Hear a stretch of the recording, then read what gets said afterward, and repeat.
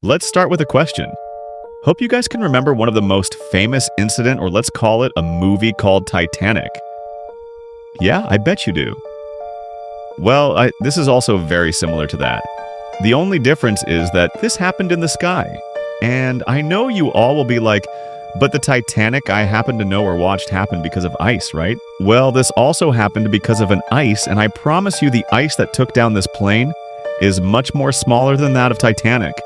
And strangely enough, this happened almost a century apart, like almost 100 years apart. It's just 3 years short, which makes it 97 years to be exact. So, with this being said, I want you to sit back, relax, as I take you through this tragic journey. Okay, before that, I just wanted to say my condolence to the family of those involved in this tragic incident. As this video wasn't meant to refresh any old scars or make you feel uncomfortable. So, yeah, let's begin. This incident happened between two nights, so let's start with the first one.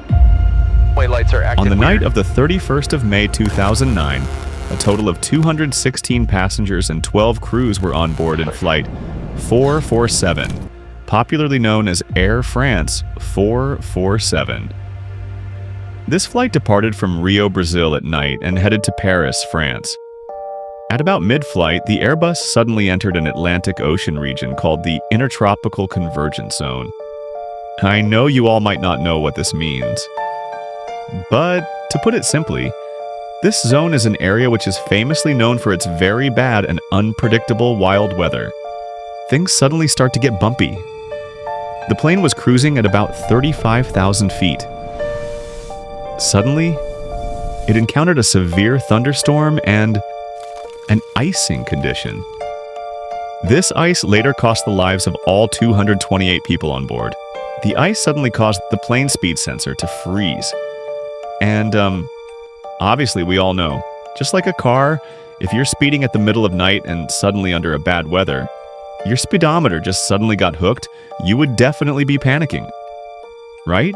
Well, once this plane speed sensor got frozen, the aircraft computer began receiving conflicting airspeed reading. This is a condition known as of unreliable airspeed. It's unreliable because the plane might be cruising at a certain speed of 870 km per hour, but the computer would be reading 1,200 km per hour or less. But since the instrument didn't show it, the pilot decided to pull the plane up. As a result of climbing too high, the plane lost speed to 330 km per hour, which isn't enough to maintain the lift. And then, the plane begins to fall.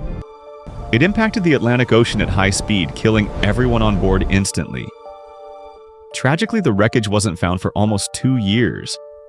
The black box was later found at 18,000 feet deep under the ocean. And yeah, that's it. Let's meet in the next video. Bye.